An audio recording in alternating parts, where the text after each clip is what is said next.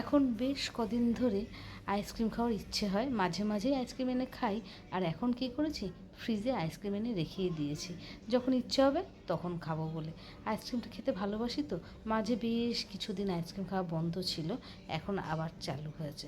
আর আমার favourite ice cream বলতে কী বলতো, আমুলের কাজু পেস্তা আইসক্রিমটা, যেটা আমার ভীষণ ভীষণ ভালো লাগে, সেটাই ফ্রিজে এনে রেখে দিই, ইচ্ছে মতন খাই। সব সময় যে খাই তা না, কিন্তু যখন ইচ্ছে হয় তখন বের করে খাই। সব সময় নিয়ে আসা তো সম্ভব না, তাই একেবারেই বেশি করে এনে রেখে দিই। আর যখন ইচ্ছে হয় তখন বের করে খেতেও পারি।